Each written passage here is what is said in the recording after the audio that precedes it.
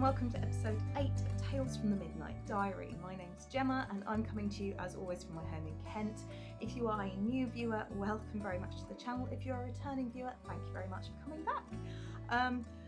I'm here, makeup free, hair is doing not entirely sure what, but we're going to roll with it because this right here is Sunday vibes.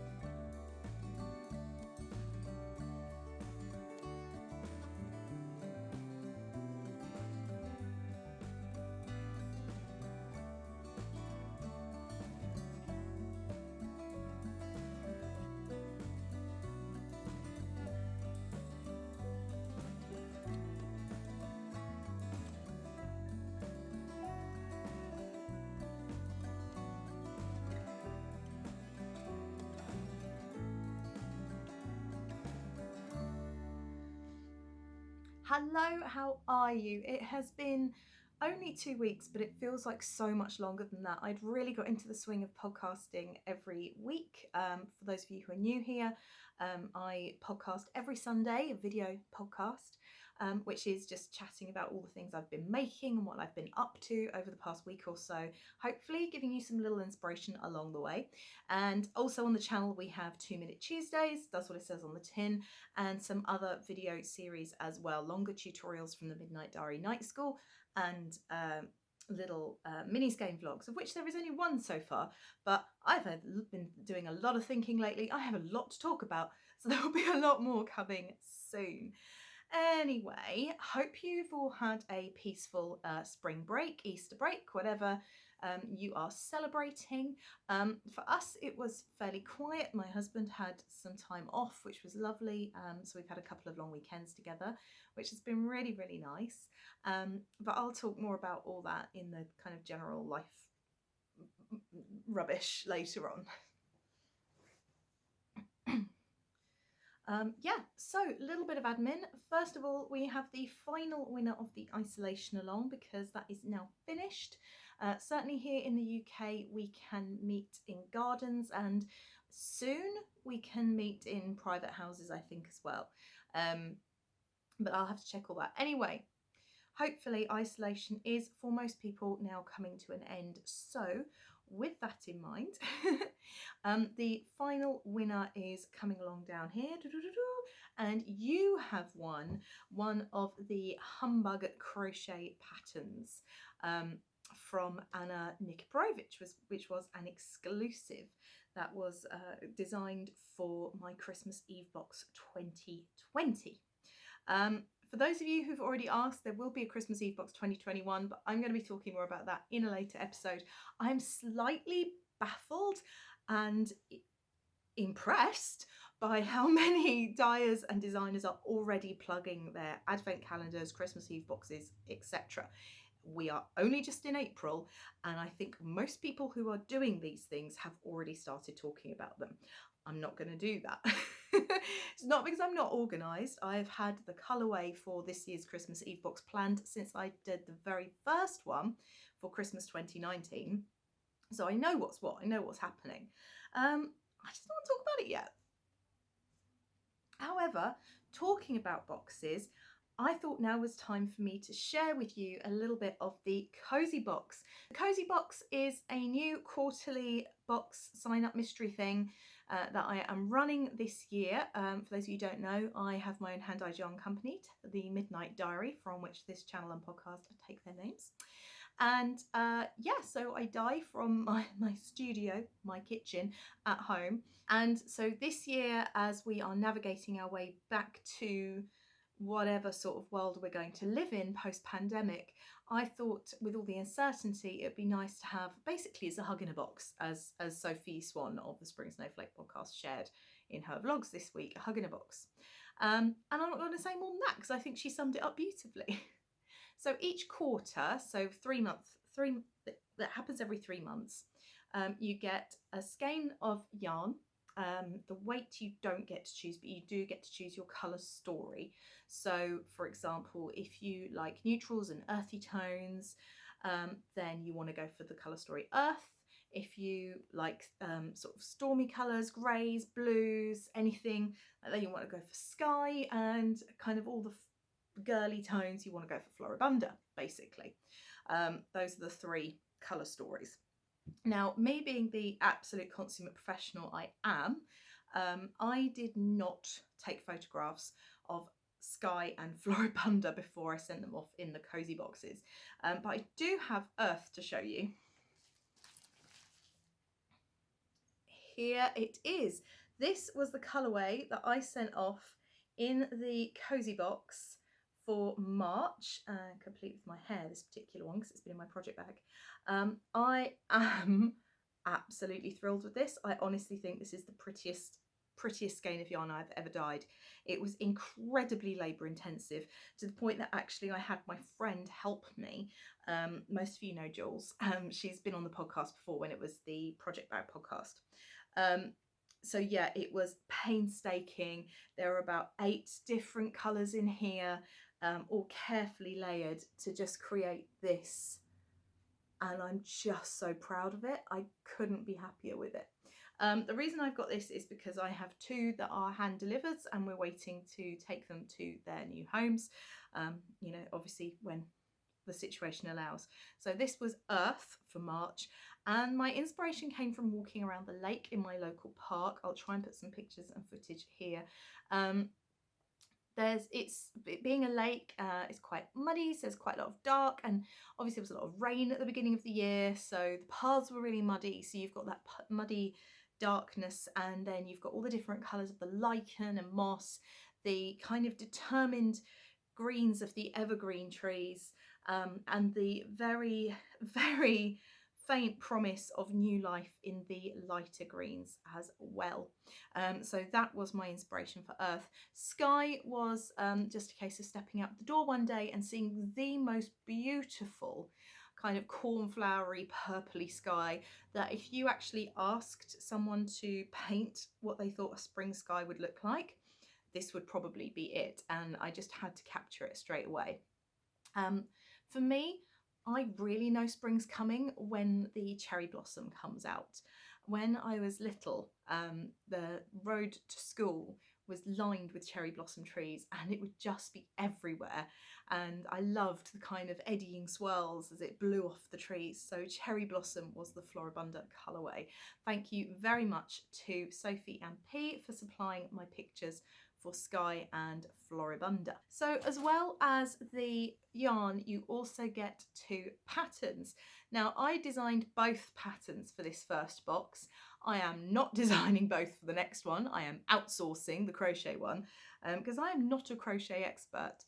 Bear with me a moment, I'll just grab them for you. Okay, so this is the first one. Excuse the fact that it is not sewn up and the ends aren't woven in. This was my prototype. I'm just going to tuck the ends in quickly, or try to. They're so long. Why don't I just finish things properly? Will I never learn? No, I will never ever learn. Right, we're just going to have to ignore the ends. But this is the first one. So they were both mitt patterns. So there was a knit design and a crochet design, and there will be in every box. There's something for everyone. Designed specifically for the yarn. So this is the same base, but a different colourway. I think this was fuchsia, which was one of my very early colourways as the project bag, and I actually really like how it's knit up. So it just has a simple lace panel here. It's got a fully, God, it's really hard to twist my thumb round like this, a fully gusseted thumb, and little garter stitch details as well. I opted not to do a ribbed cuff because I just liked the way that stocking stitch shows off the yarn. So yeah, that's that one. And I can't show you the crochet one on my hand because it turns out I've ripped it out. I'd forgotten I'd done this. So yeah, what I will do instead is I'll pop up some pictures from my fabulous testers who were amazing. This was my first crochet. It's not my first crochet design, it's my third, but I had never crocheted mittens before. I didn't have a recipe to work off like when I design socks. So I worked on the principle that with crochet you can kind of really sculpt and tried to create something that was fairly form-fitting. And so yeah, it's fully gusseted again. It's got a proper thumb, and the feedback's been really, really positive. It's much more sort of neutral than this one in that there's no lace. I had intended there to be some sort of motif, but I don't have the skills. But what I did come up with, I'm really, really proud of. And both those patterns will be available for general release in May. So you'll be able to buy them on my PayHip store.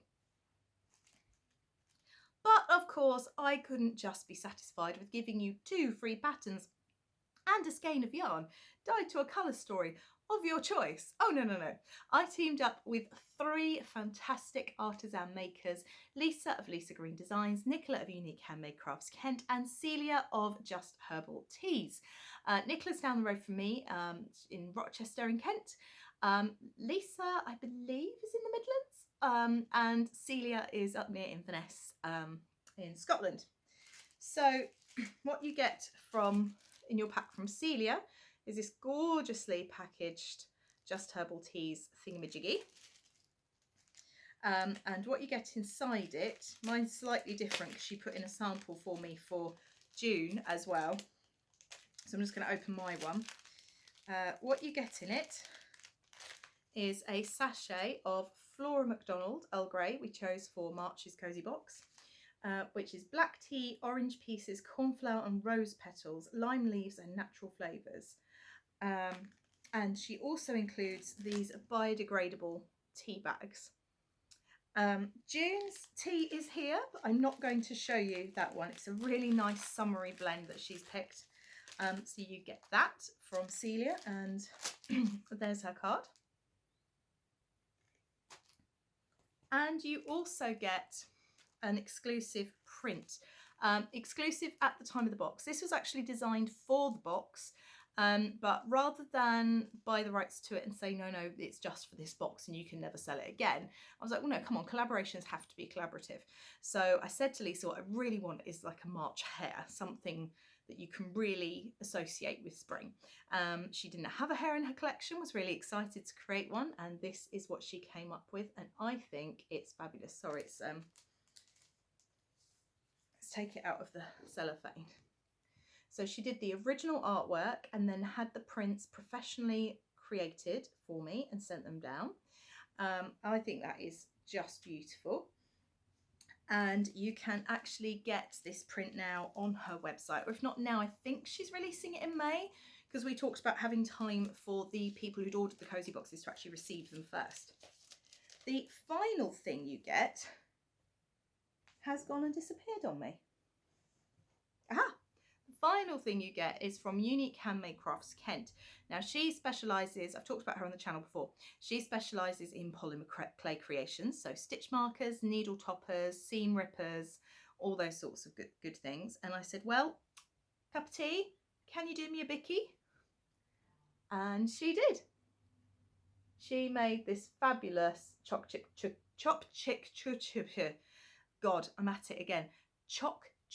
cookie stitch marker, which is like so sweet. So everyone got one of those as well. Now I'm thrilled to say that I will be working with all 3 makers again for the June Cosy Box. So that's that. And if you, the weight of yarn for June is 4 ply. And again, there'll be a knitting pattern and a crochet pattern, but this time I have outsourced the pattern designing. So yeah, pre-orders are up on my website now. Now, the final thing in the Cosy Box was an optional extra. I have started dabbling in the art of pyrography. Said it. Burning things, basically. And so for an additional £2.50, you could have an exclusive Midnight Dyery coaster. So they come on these lovely bits of wood, like so. And this is the design I came up with. All you need is tea and warm socks. So that was my first coaster design. There will be a different one, obviously, next month. These weren't treated with lacquer or anything, and I'm going to get some spray lacquer for the next ones and see what that does. But these are like an introductory price anyway. They would normally be £6 or £7 on my website when I actually start doing them properly. But I will be having these soon, later in the year. I'll keep you up to date with that. But yeah, for an extra £2.50, you get yourself a fancy coaster as well. That's kind of admin-y stuff all done. The vanilla along, I think, is actually carrying on for a little while longer on account of the fact that Dr. Sockstagram is moving house at the moment. So I think we will spare her any further admin. I'm sure you'll agree that that is the fair thing to do. So let's talk about what I have been making. I've got to admit, between the last podcast and when I should have been podcasting, so Easter weekend, I really wasn't that creative. I was still really in a slump. And because I was back at work that week for the first week properly, I'm still part-time furloughed, but I'm mostly, hiccups, but I'm mostly back. I'm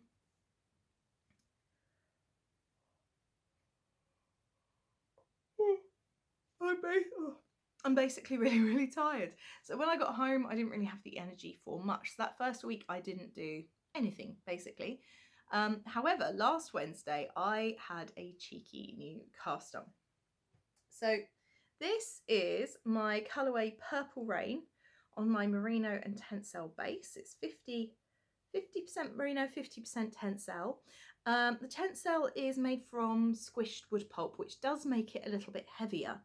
So there's only 333 meters per 100 grams, as opposed to what you'd normally expect for a 4-ply, which is between kind of 400 and 425 grams. But it has got the most gorgeous sheen to it and the most delicious bounce. And I had done a shawl, as you know, in my Merino Tencel. I'll pop a picture up here for those of you who haven't seen it. And I really wanted to cast on a garment. I don't often knit in my yarns. It feels, I do samples, I have samples done, but I don't often take yarns to knit from my shop to knit for me. I'm relatively new to this game and it does feel a little bit naughty to do so, but I just haven't been able to resist. I absolutely love this base. So let me show you what I've been working on. There we are. Huzzah! This is the Birdwatcher tee by Casapinka. I've spoken about Casapinka before. My lovely friend Jo got me onto it. Jo, So Can Jo, got me onto it by sending me one of her patterns called Raise the Woof, which is a celebration of all things doggy and his colour work and is glorious and will be cast on imminently, but not yet. And so this is what I went for. I had 3 skeins of Purple Rain, and this is almost 1 skein knit up. And so the pattern I found is called the Birdwatcher. So it's got this kind of lace bottom. It's got it's almost like, but not at all. It's almost but not at all like the Feather and Fan. It's that sort of similar effect, a kind of ripply wavy thing. So although it's lace, it's not actually got any owls in it. But yeah, look at that bounce, look at that, boing. And then the rest is stocking stitch, and actually I was looking at it, it doesn't have any sleeves. It's meant to be slightly boxy, so I'm a little bit concerned, but then it is actually, yeah, that'll be fine. It's on a smallish cable, so it goes straight up, and because it's slightly boxy, it hangs over your shoulders naturally anyway, so that's really cool. And with that being 1 skein, I don't think this is going to be as cropped as I thought. I thought it would have to be quite a cropped jumper, in which case I'm almost ready to split for the front and back. She does say go to 12 inches or desired length. Where's my notions pouch? Notions pouch, where are you? Ah, here we are. It's my notions pouch, which was made by Verone Bags, and I love it. Let's have a look, see how many inches it is now. Dog is watching me with interest. He's like, what are you doing? What is this thing that you're waving around?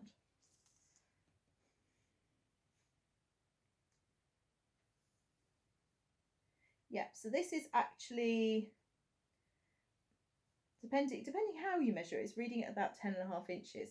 So it's about 1.5 inches to go until it wants you to split for the front and back. So what I might do is do that extra inch and a bit and then pop it onto a longer cable and try it on and see what I think about I'm going to see what the final measurement ends up as well, because I don't normally wear crop jumpers. It's not really my style, but I am totally up for wearing this over high-waisted skirts or summer dresses, something, you know, light and breezy for the summer.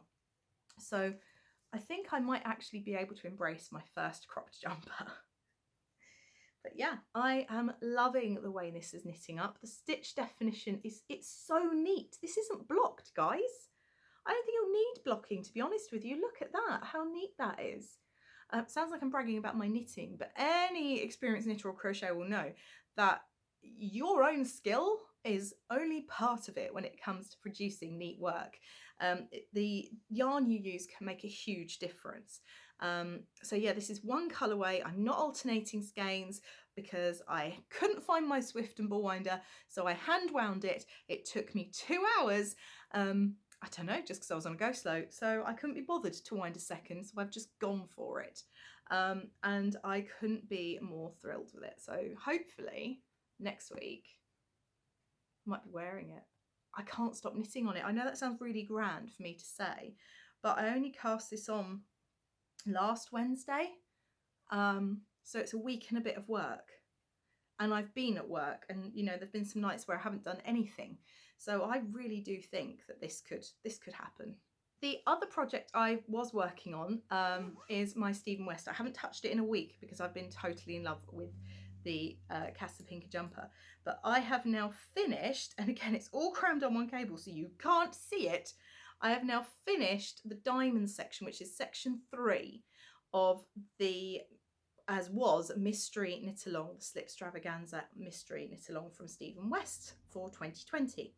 I did the mohair dare, we've talked about that before, and I just love it. I'm about to start the mosaic section, and I really want to work on that this weekend, but I also want to work on my Casapinka, so I just don't know. I really don't know. But yeah, I'm absolutely loving it. It is now an absolute beast. A row is taking at least half an hour. And I'm not there yet. This is still only 400 and something stitches. I do the mosaic section, and then after that, it goes up to something like 900 stitches. So then things will really slow down. I would love to have this for the summer because it's such bright summery colours, but I don't know if I can do it. I've also started the Weaving Stevens method for the last little bit, and that's already pleasing me because look at all these ends that I've got to sew in because I didn't bother to do it. So yeah, I'm from now on going to do the Weaving Stevens method, which I think there's a YouTube video. I will link to it below so you can see, because it's ever so simple, but it's just really good. It really works. It's fantastic. Okay, so that is not all I've been working on, because I have also been working on, where's my sock sack? Here we are. This is my project bag, again by Verone's Bag, so you can see it matches my Notions pouch. And this has become what I'm calling affectionately my sock sack. So all my socks in waiting are in here, and some yarns, leftover yarns that I've made socks in already for me and other people. And this is the Peacock colourways. This is the West Yorkshire Spinners Country Birds range. Have I have? No! I've pulled loads of stitches off the needles. No! What should go wrong? Crumbs. Crumbs, crumbs, crumbs. Oh, fiddlesticks. How have I managed that one? Right, that's all stitches rescued, but not completely. So yeah, I have been doing, as you may know, the Yarn Dispensary podcast, which is once monthly podcast for the shop that I run. I record with my team, and then I take a day somewhere in the month, because it does take a day to edit it. And so I started I'd cast on the sock already and done a little tiny weeny bit of rib. I got to about there. And I just thought, well, I'm going to work on this while I edit the podcast. I did pretty much all of that. I got to here in that editing process. So how much of a sock can you knit while editing one of those podcasts? There's your answer. This is going to be a long old slog to the finish because this is for my dad. He loved his rainbow socks so much that actually he asked for more socks, which is just a delight. He's very knitworthy. I have no problem doing this. So this is the first one that I'm doing. Yeah. For those of you who might be interested, I'm actually planning on teaching my sock structure course over Zoom. I'm done a little poll in the Midnight Makers, which is our Facebook group that's linked to this podcast and to my dye company. So do check all the gumph down below, all that usual stuff, goodness is down there. And we're looking at doing it, it's a 3-hour course, we're looking at doing it in 2 weeks, so 1.5 hours a night. So do watch out for that and look at my website for tickets too. So the final thing I've got to talk about is something really, really exciting. This is Tales from the Midnight Diary, and I have been working on a super secret project. I know, I'm all about the secrets lately, it's awful, isn't it?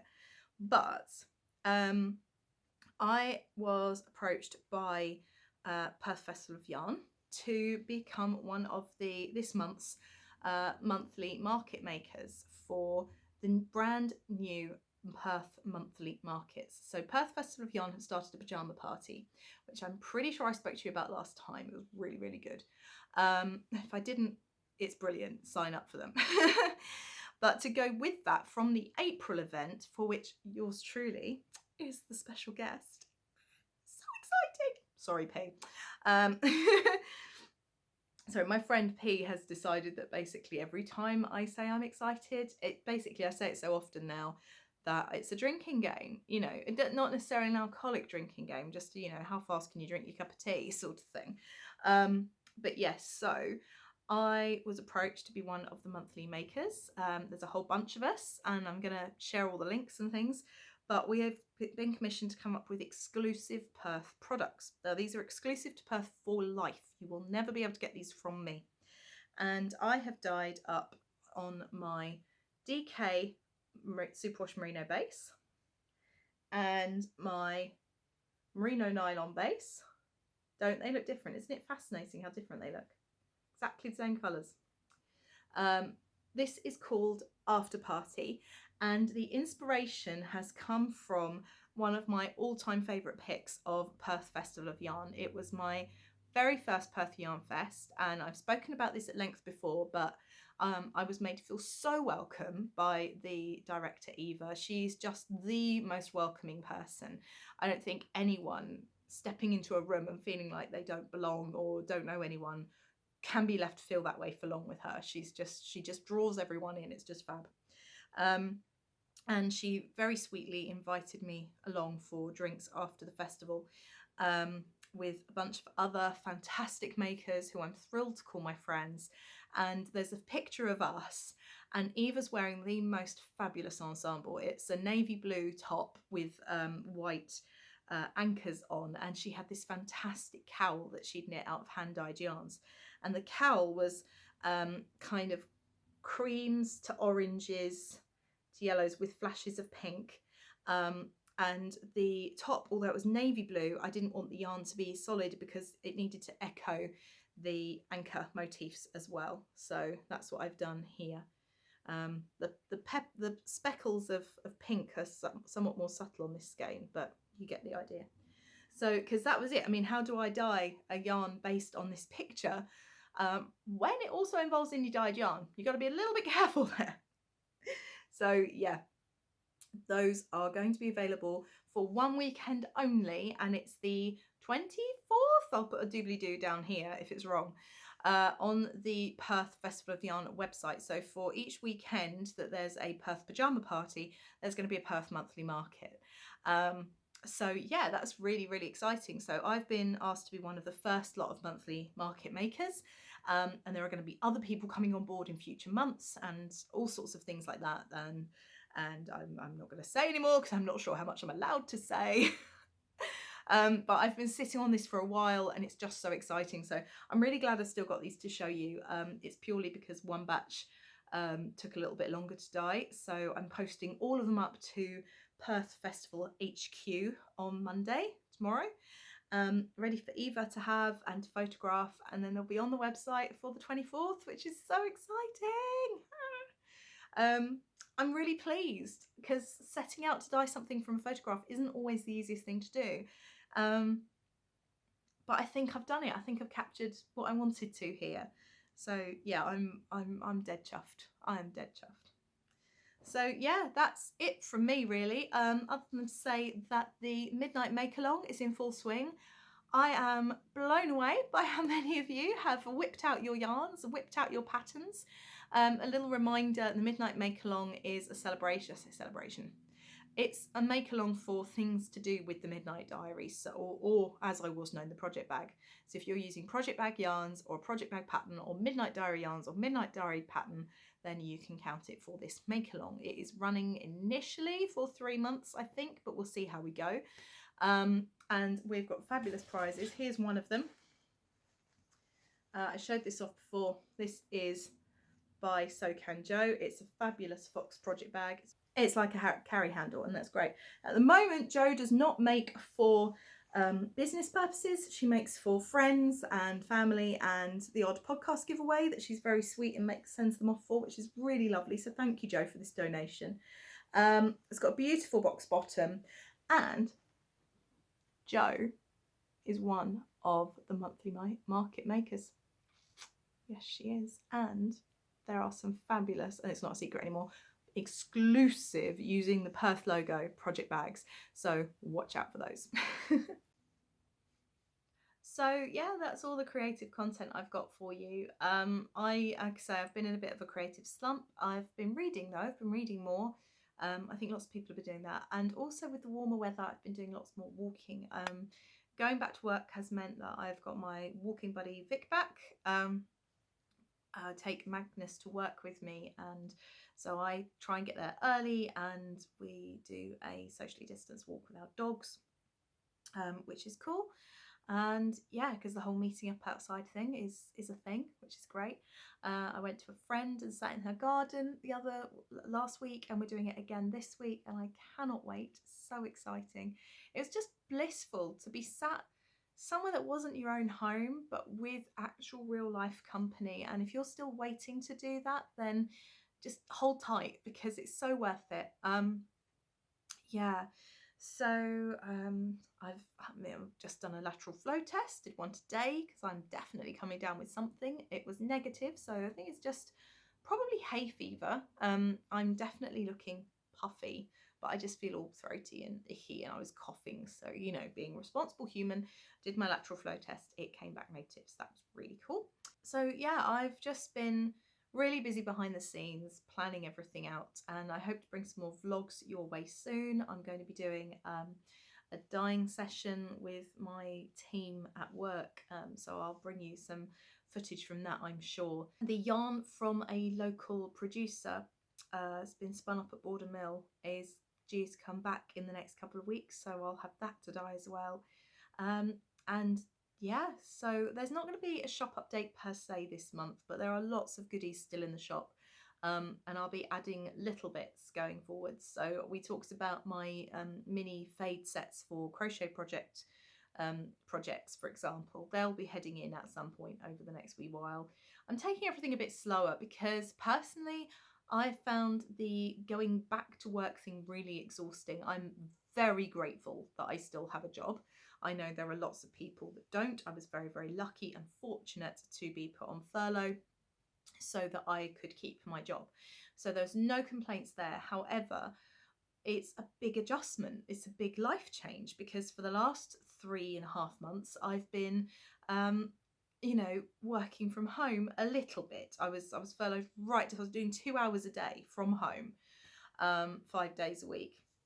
So I had more time to dedicate to routine, and so I was going out for long walks. I would walk for a couple of hours a day, and I was on top of the housework and things like that. So, but I filled my days. So having to readjust and make space and to suddenly get used to traveling again, because it's about an 18-mile drive to my work, which again isn't particularly far, but when you've not been driving or going anywhere, half hour, 40 minutes in the car there and back is suddenly quite you know, quite a long way and a lot to get used to.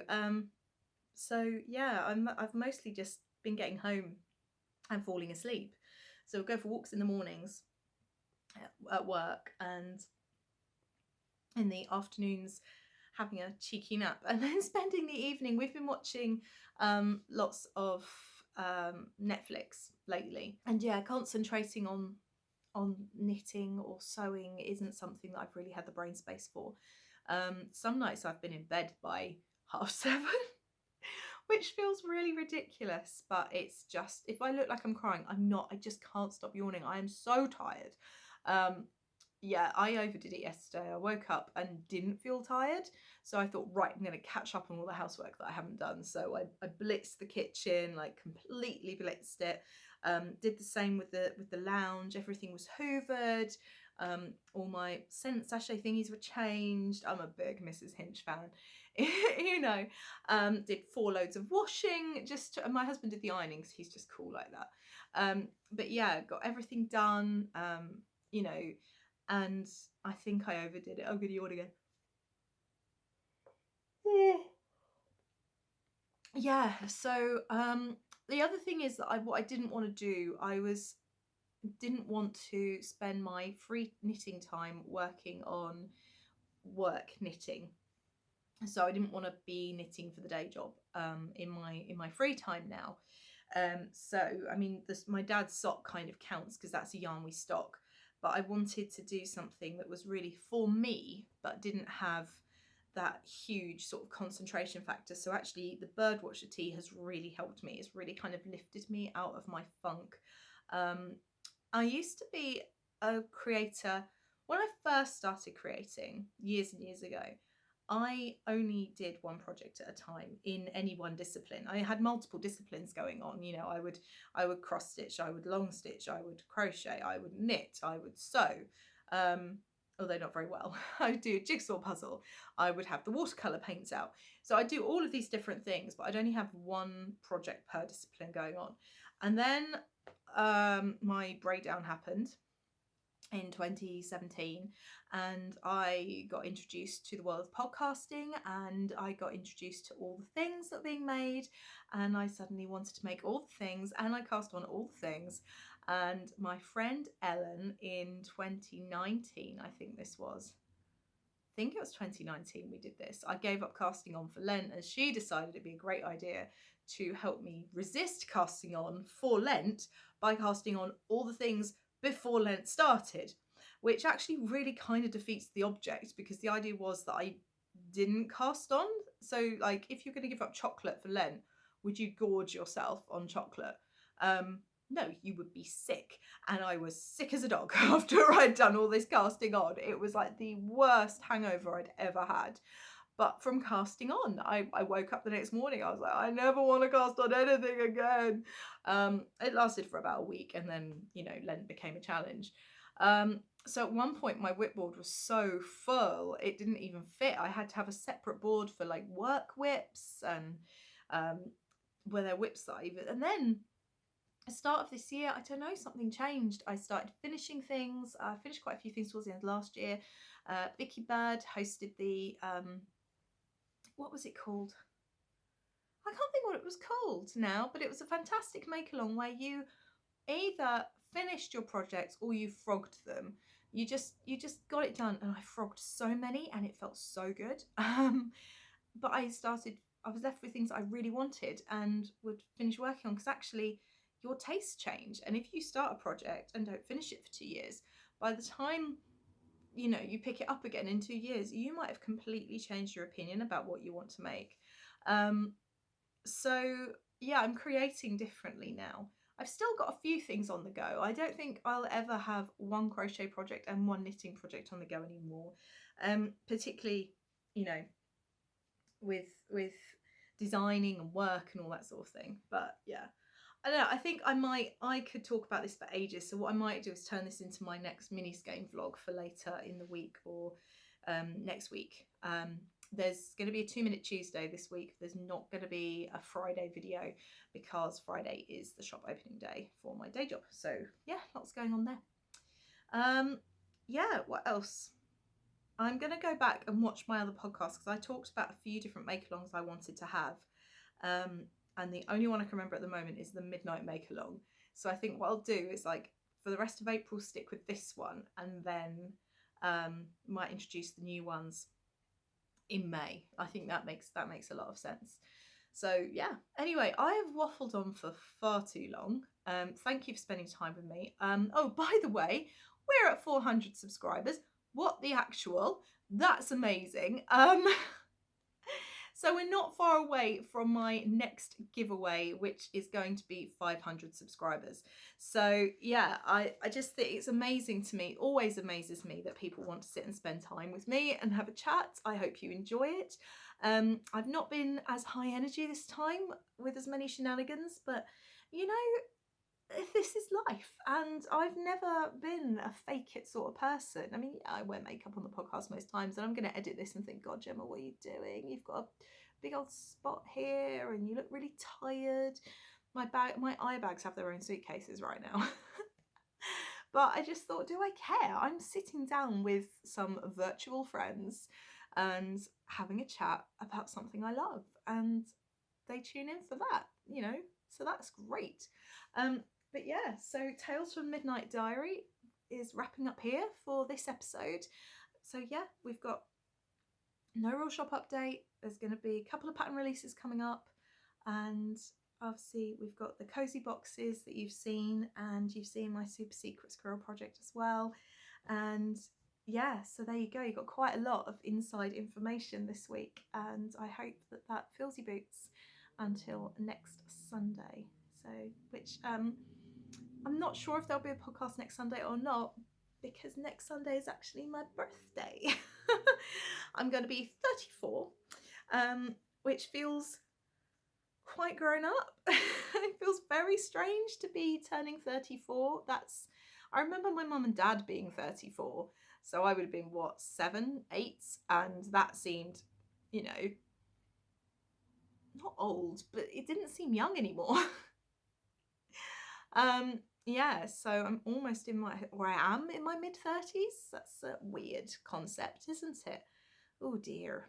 Anyway, I don't care. I'm gonna have a lovely time, I'm sure, if the sun shines. Hopefully it does. We had snow last week. Snow in the south of England. What the hell?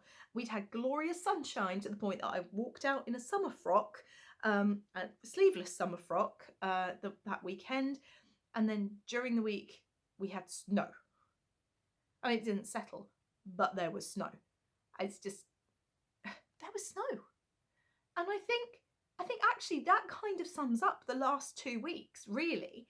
A whole host of contradictions. Contradictions of feeling, contradictions of weather, contradictions of energy levels, contradictions of, can I produce the sort of thing I would normally produce here? Yeah. I think there was snow. Pretty much sums this one up. Anyway, I hope that wherever you are staying safe, you are staying cozy.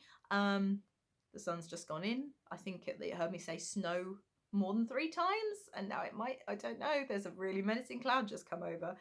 But anyway. Oh, the Facebook group's got really lively this week, so that's really cool. So do join in with that as well. But yeah, whatever you're up to, whatever you're making, have a lovely week, and I will probably see you next Sunday. Take care. Bye.